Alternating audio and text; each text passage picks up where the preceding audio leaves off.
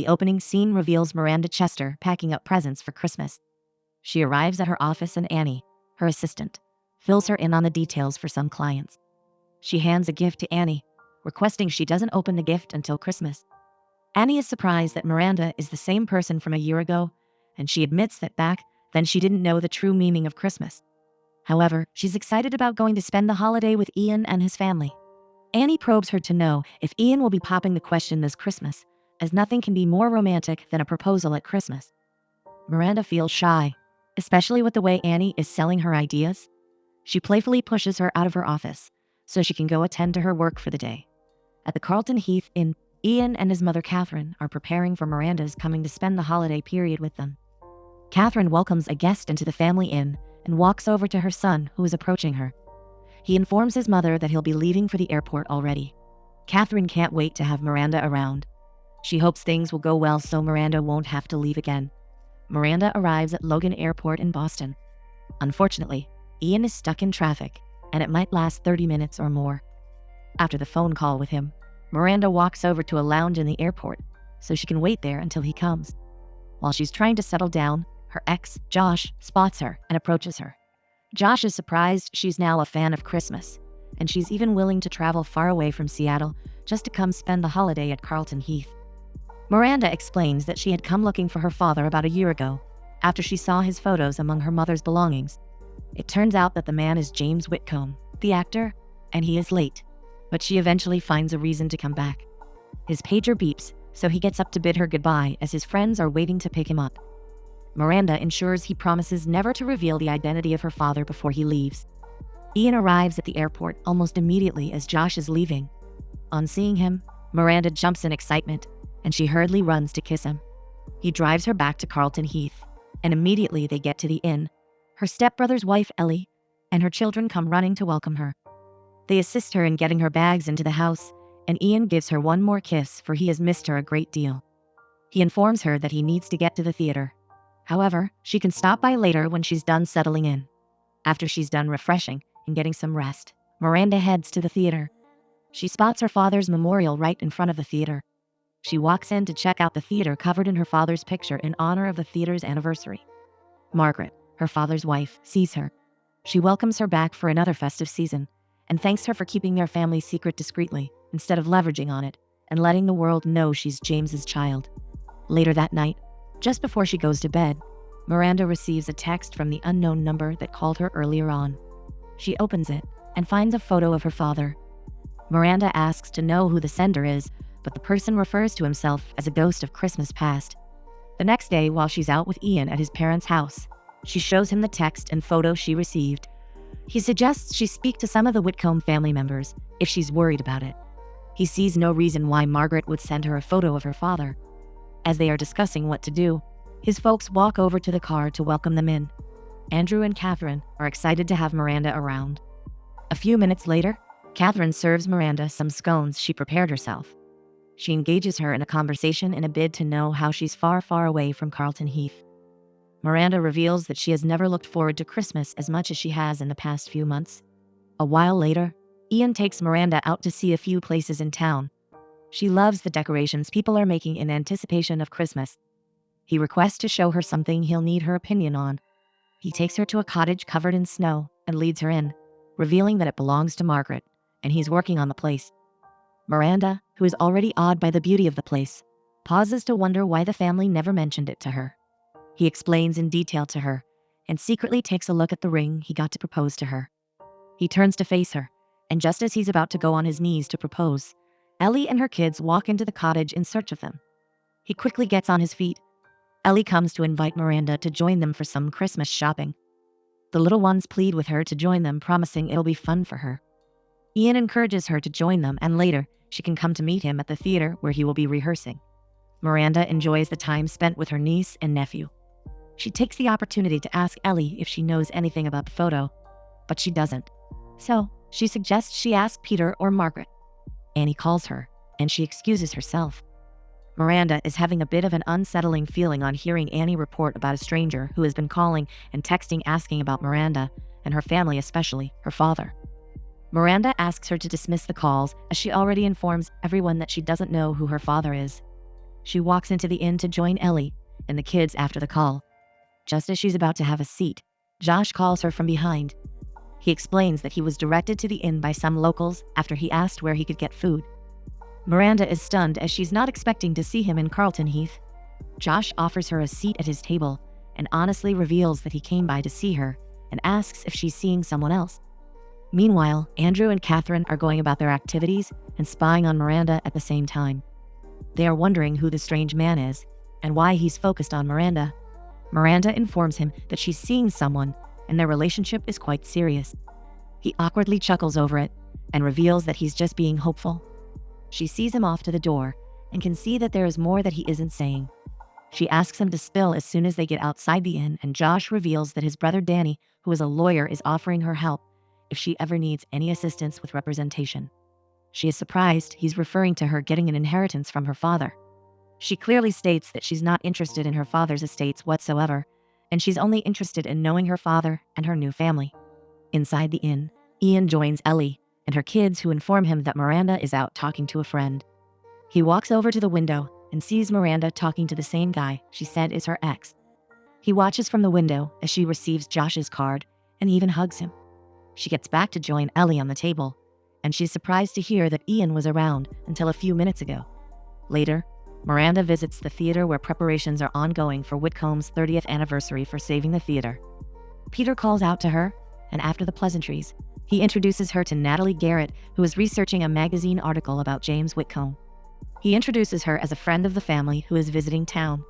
Although she understands that the family does not intend to reveal that she's James' daughter and feels a little unhappy about it, she continues with the conversation. In the evening, Ian comes to meet Miranda waiting for him just outside the theater. She asks why he's not angry with her after seeing Josh, whom she said is ancient history.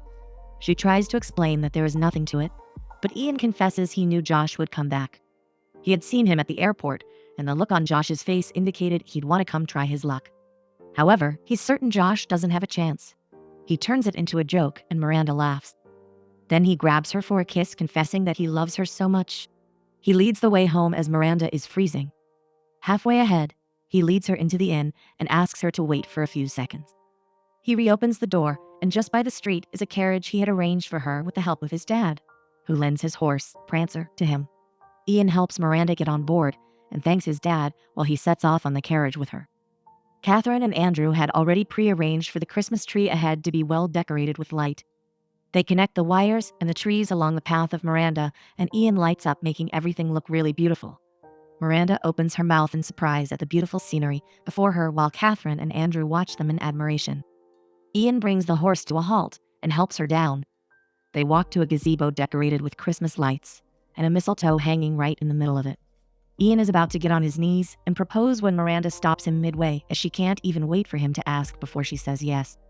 He pleads that she allow him to ask first, and then he kneels, reciting some sweet romantic words before finally popping the question. Miranda accepts his proposal happily. He gets on his feet and wraps his arms around her while planting a kiss on her lips. The following day, the Whitcombs and Ian's parents gather together to celebrate Ian and Miranda's engagement. After Andrew makes a toast to them, Margaret walks over to congratulate Miranda. She asks her to let her know when a date has been fixed because she would like to help in any way that she can.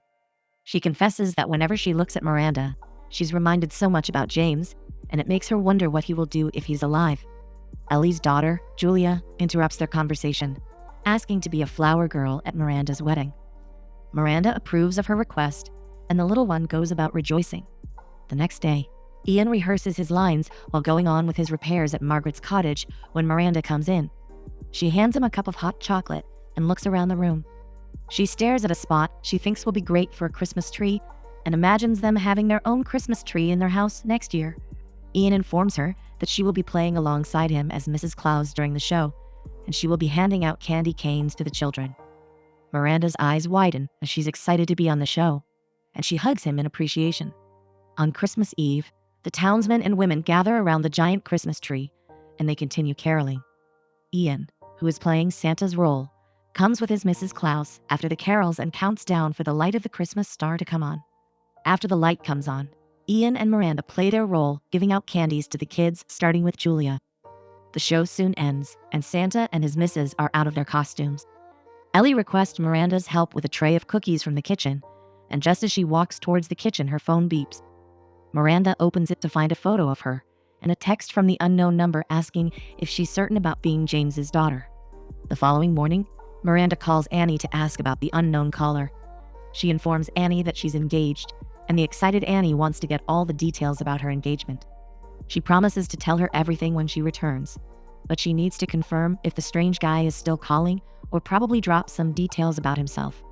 Miranda stops by the theater later in the day.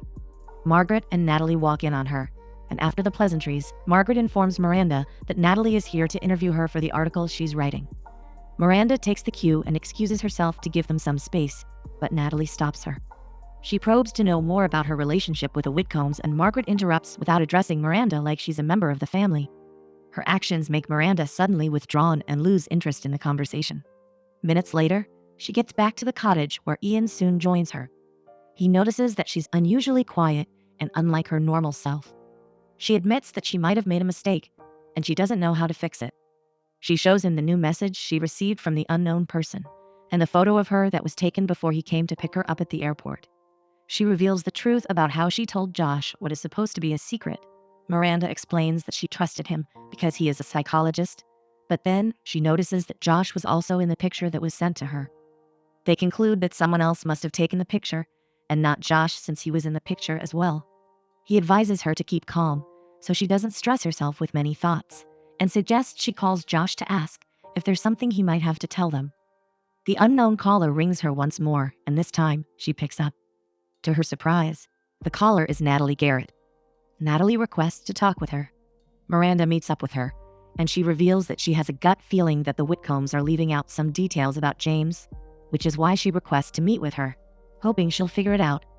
Miranda carefully talks about James' love for Christmas and how beautiful his family is, but Natalie feels it's weird for Miranda to know quite a lot about a man she says she has never met. Miranda asks if Natalie has been the one calling her, but she denies, saying the first time she ever called her was the first time they spoke on the phone. Days passed, and the unknown caller didn't reach out to Miranda again. She steps out of the cottage to find Ian cutting some wood. He sees the worried look on her face, and he understands that she wouldn't want to spoil anyone's Christmas, let alone the Whitcombs. He assures her that whoever has been sending those messages will reach out to her again, so she need not worry about it. Later, when they are done setting up a Christmas tree in the cottage house, Miranda spots something on the wall. She points Ian's attention to the letter half covered under the wallpaper. He carefully removes the wallpaper with the help of a spray, and Miranda smiles, reading the write-up on the wall. She guesses it must have been her father's doing. The following day at the Carlton Heath Inn, Mr. Decker stops by the inn, and Catherine seems to be quite familiar with him. He asks to know if James's family still lives in the town, and she informs him that he picked the right time of the year to visit Carlton Heath, as that night, the show, which is dedicated as a tribute to James, will be playing at the theater and his family will be there. Miranda continues staring at the writing on the wall when she follows Ian to continue the work in the cottage house. He suggests she asks Margaret about the writing if she wants to, because the cottage house was Margaret and James's first home, and they spend their early Christmas in the house. Later that evening, everyone gathers at the theater to watch the show in honor of James Whitcomb. After the show, the audience cheers at their performance, and Ian mouths an "I love you" to Miranda. While everyone is going about enjoying the rest of the event, Peter gets stopped by Mr. Decker. He commends his effort in putting together an amazing show and soon starts talking about his sister. He introduces himself as Steve Decker, a writer who is working on a story about James Whitcomb. Peter is surprised he knows about Miranda. However, he sternly tells Steve that he has nothing to say to him and then walks away. He walks over to where Miranda is sitting with Ian's parents and requests to talk to her in the study. A few minutes later, Margaret and Peter are interrogating Miranda on who she must have told about her identity. Miranda confesses that she told Josh, who encouraged her to go look for her father some years back. She shows them the picture and messages she has been receiving from an unknown number. Peter decides to make some findings to see if he can stop Steve from going on with his story. He and his mother take their leave almost immediately as Ian walks in to know what's going on.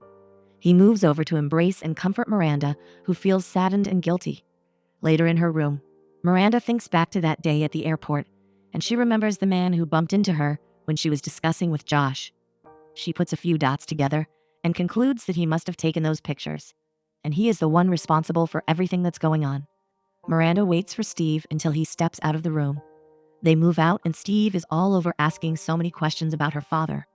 She politely explains that she wouldn't want the Whitcombs to get hurt and requests that he quit writing about her father and forget writing about her. He refuses to quit. However, he promises her that he will make sure the world continues to see her father as a good man who does a lot of good to people, if only she will tell him her side of the story. Miranda gets back and informs Ian that she couldn't get Steve to change his mind. She's worried about not knowing what else to do. He informs her that Peter will talk to their lawyer and there may still be some legal options. She shares her fears as she reminds him that meeting her father's family and loving him is all she wants, but somewhere inside her she knows it won't last long. She reveals that she will be going back to Seattle. She feels that it's the only way, so that when the story comes out, it won't be an embarrassment to the entire family. Miranda doesn't know how she's going to start a life with Ian in the same city after the news comes out. She thinks every day will just be a reminder of what she has done and the hurt that she has caused. Ian requests to show her something first. Then if she still decides to leave, it's up to her. He drives her to the cottage house and informs her that Margaret is willing to sell and he's willing to buy, since she once said it's the right kind of place for them to start a life together. Unfortunately, she explains that the cottage house is not enough, as her newfound family will never be able to trust her. The duo gets into a debate, with Ian trying to convince her to stay, but she takes her leave and bids him goodbye. That night, Ian works late at the cottage until Margaret comes to find him. From his expression, she can tell that all is not well with him and Miranda must have contemplated leaving. She walks into the house and sees the familiar write-up on the wall. Miranda gets back to her room and starts packing up her clothes. She looks out of her window and sees that it's snowing. The next day, Miranda wakes up to see Margaret's text on her phone. Margaret requests to meet up at the cottage. She meets up with her later and Margaret discourages her from leaving. She tells her about how she and James acquired the cottage and reveals that the poet in him had written the words up on the wall because he believed that truth and grace were the two most important qualities in any life. Margaret shares how pained she was when her husband, whom she deeply loved, confessed about his feelings for Miranda's mother. She couldn't forgive nor bear to look at those words anymore, which was why she covered them up, even though they later worked it out, and she forgave James. Miranda tries to apologize for showing up in their lives, but Margaret stops her. She admits that they met the previous year, and she had a year to recognize that she was trying to cover up the truth, in the same way she covered up those words, because she felt keeping Miranda a secret would be honoring James' memory. She commends Miranda for being strong like her father, and further reveals that they are going to disclose the truth about her and her mother to the world, just like James would have wanted. Margaret calls on Natalie to come to write the real story about James' daughter instead of letting Decker write it, as the story belongs to him. Afterwards, Miranda comes back to meet Ian working at the cottage house. She runs towards him and kisses him happily. The following day, Natalie interviews Miranda, who receives the go-ahead from Margaret to share her story. Miranda shares how she had lost her mother when she was very young, and she never had the opportunity to find out from her mother who her father is. Every Christmas reminded her that there might be no hope of finding her family. Afterwards, Margaret gives Natalie a deadline of the next day's noon, else someone else will have it published. Natalie promises to reach out to her editor immediately and takes her leave. Margaret smiles and gives her stepdaughter a hug with a smile of satisfaction on her face. Miranda comes out to find Ian anxiously waiting for her. She asks him to get in the car so she can tell him all about her interview. The next morning, the world wakes up to find the story of James' daughter on the internet. Decker feels disappointed and packs up his bag to leave Carlton Heath. Miranda stops him to confirm that he is right when he says the world is going to hear the story one way or the other. However, she reminds him that it's her story to tell and not his. She wishes him a Merry Christmas, wearing a beautiful smile on her face. In the next scene, Miranda is at the Whitcomb home helping the kids unbox their presents when Peter walks over to give her a present. She opens the box to find a key. Margaret informs her that the lawyer will finalize the transfer and the cottage house is now hers. She officially welcomes Miranda to the family. Later that evening, both families meet up at the inn to have Christmas dinner. Miranda and Ian step out after dinner to check out their new home together. They love how it looks in the snow. The duo walks towards the apartment as they look forward to a beautiful future together.